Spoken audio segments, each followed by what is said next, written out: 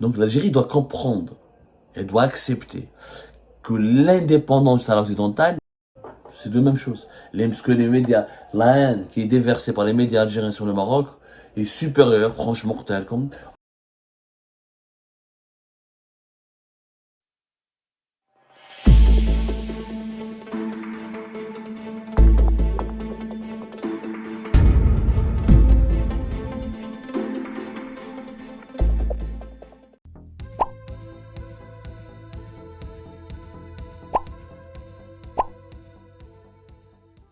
la Russie ne menace pas le Maroc, au contraire, les relations politiques entre le Maroc et la Russie, elles sont excellentes, il y a des échanges économiques, il y a des touristes russes au Maroc, pas de problème. Or, les relations entre l'Algérie et Israël sont pourries, empoisonnées, voire même, ce sont des adversaires. Donc, négocier un pacte de non-agression est ce qu'il est de plus important pour garantir la paix. La question du Sahara occidental, encore une fois, moi, je ne crois pas que l'ONU va résoudre ce problème. Je reste toujours dans le cadre de l'Union africaine qui a prouvé son efficacité. Je vois que les problèmes de l'Afrique doivent être réglés par les Africains. Parce que les Africains connaissent les réalités de notre continent, les susceptibilités des populations et les enjeux économiques et politiques. Ce que peut-être les Nations Unies ont du mal à comprendre. Une médiation africaine pourrait trouver une solution à ce problème.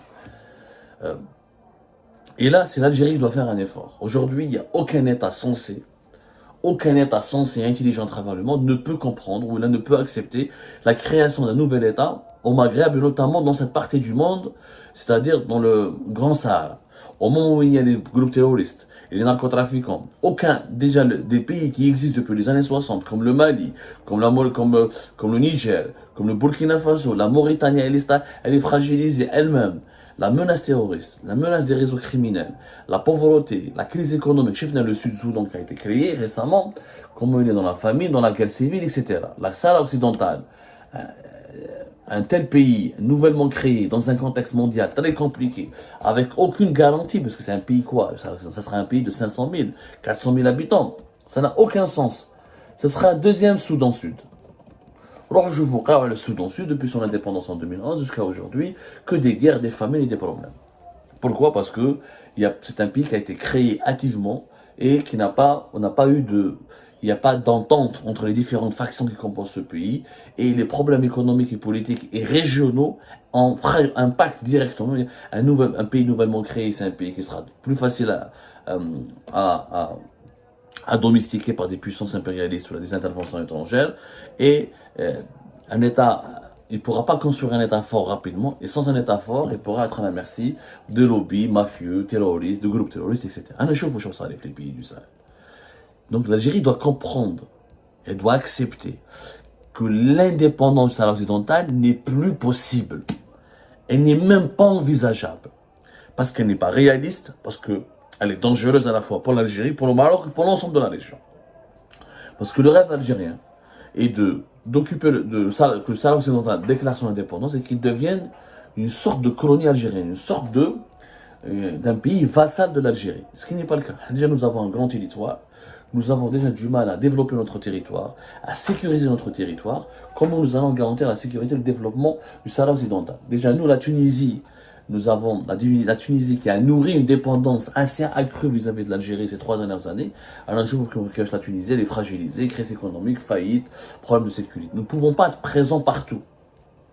Je pense qu'il faudra accepter le fait qu'une autonomie marocaine soit réaliste et sérieuse, à condition qu'il y ait un accord officiel dans lequel le Maroc concrétise cette autonomie, pour que les réfugiés puissent revenir dans leur pays et qu'ils ne puissent pas être persécutés. Ça, c'est un autre cadre. On va essayer d'expliquer réellement les problèmes, les solutions occidentales dans une autre émission.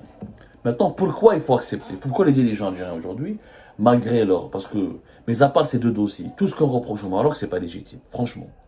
Mais à part ces deux désaccords, les complots diplomatiques et politiques, c'est du fantasme. Il y a une rivalité. Le Maroc essaye de s'imposer comme la puissance du Maghreb. Être rival ne signifie pas être un ennemi. Que le Maroc essaie d'attirer les investisseurs étrangers plus que l'Algérie, c'est de bonne guerre. Que le Maroc essaie d'être mieux représenté et qui domine plus les instances internationales, les instances africaines, ou là qu'il essaye de s'octroyer une partie du patrimoine algérien, ou là qu'il essaye de se présenter comme meilleur que l'Algérie, ça c'est de bonne guerre. Ça s'appelle la rivalité. Il y a des rivalités entre la Corée du Sud et le Japon, il y a des rivalités entre la Thaïlande et la Malaisie, il y a des rivalités entre le Vietnam et les Philippines, il y a des rivalités dans plusieurs pays voisins, il y a beaucoup de rivalités. Mais la rivalité ne signifie pas l'hostilité. Quand la concurrence, elle est loyale, elle n'est pas alimentée par des enjeux militaires ou par des tensions politiques, c'est compréhensible. Aux Algériens de se défendre, aux Algériens d'accepter la compétition avec les Marocains, aux Algériens de se développer, aux Algériens de s'imposer dans les différents domaines politiques, sportifs, culturels, etc. Maintenant, il faut accepter de négocier avec le Maroc. Et sortir de cette posture, le Maroc, parce que franchement, tous les autres arguments ne sont pas recevables. En tout cas, le Maroc soutient les opposants algériens. Les opposants algériens ne vivent pas au Maroc, ils vivent tous en Europe, notamment en France. Donc il faudrait-il rompre les relations diplomatiques avec la France, ou la Suisse ou l'Angleterre.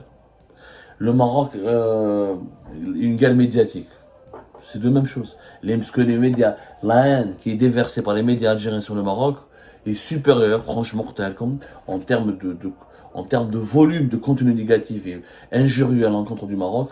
L'Algérie, elle a dépassé toutes les limites. Alors que les contenus injurieux du Maroc au Maroc diffusés par le Maroc contre l'Algérie sont nettement moins volumineux.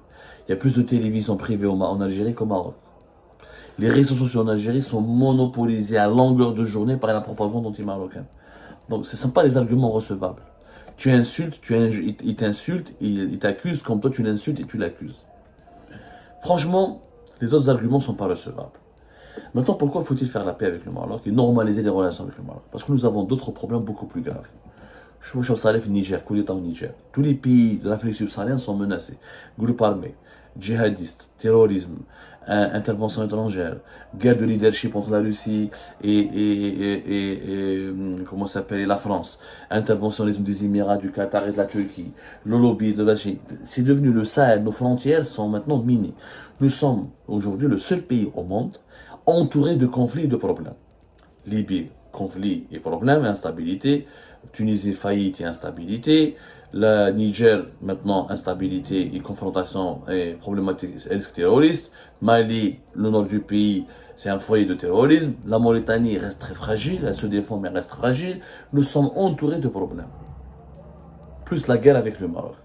Une guerre diplomatique et pratiquement une prédisposition à faire la guerre aussi sur le plan militaire. C'est très dangereux.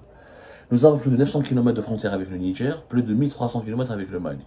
C'est là les frontières de l'Algérie avec la Libye, c'est quand même des milliers de kilomètres à surveiller, avec des pays qui sont instables et qui peuvent être des menaces. 982 km avec la Libye. Donc c'est des pays instables qui sont des foyers de groupes armés ou de forces militaires soutenues par des puissances étrangères qui peuvent nuire directement à l'Algérie. On ne peut pas faire surveiller notre pays. On est sur plusieurs fronts. Et je mets à l'Allemagne de Hitler, le troisième Reich, a perdu la deuxième guerre mondiale parce qu'il a été sur plusieurs fronts. Front russe, front américain, front anglais. C'est pas possible. Quand on est présent sur plusieurs fronts, on est affaibli. Alors au lieu de capitaliser toutes nos forces militaires pour se préparer à un éventuel conflit contre le Maroc, on devrait faire la paix, négocier la paix avec le Maroc, pour se concentrer sur les menaces et les dangers qui nous guettent du côté du Mali, du côté du Niger et du côté de la Libye. C'est très important à comprendre. La guerre, des fois, c'est plus difficile de perdre la guerre que de gagner la paix. C'est plus facile de perdre une guerre que de gagner la paix. La paix est plus difficile à gagner qu'une guerre. Parce que faire la guerre, aujourd'hui, nous sommes tous perdants. On a bien vu entre la Russie et l'Ukraine, la Russie n'a rien gagné. Elle a lancé une guerre contre l'Ukraine, elle n'a absolument rien gagné. Beaucoup de morts des deux côtés. Et la Russie n'a jamais gagné. Pourquoi? Parce qu'aujourd'hui, les guerres ne sont plus conventionnelles. C'est des moyens technologiques très développés. Et les guerres c'est des guerres globales. Chaque pays recourt à des alliances internationales qui font que cette guerre, qui l'oppose à son voisin ou à un seul ennemi, en fait, ce sont des guerres de blocs. Et dans les guerres de blocs, Chaque bloc a des forces, a des atouts, ce qui fait que les deux adversaires se neutralisent très rapidement, avec trop de dégâts matériels, et personne n'est vainqueur ni vaincu. Parce que les rapports de force sont plus ou moins équilibrés. Tu fais la guerre au Maroc, l'Occident va soutenir le Maroc. Toi, la Russie va soutenir, mais l'Occident va le soutenir. Et donc, qui perdent sont les Algériens et les Marocains. Et les deux blocs mondiaux vont régler leur compte sur le dos des Marocains et des Algériens. Il n'y a aucune avancée.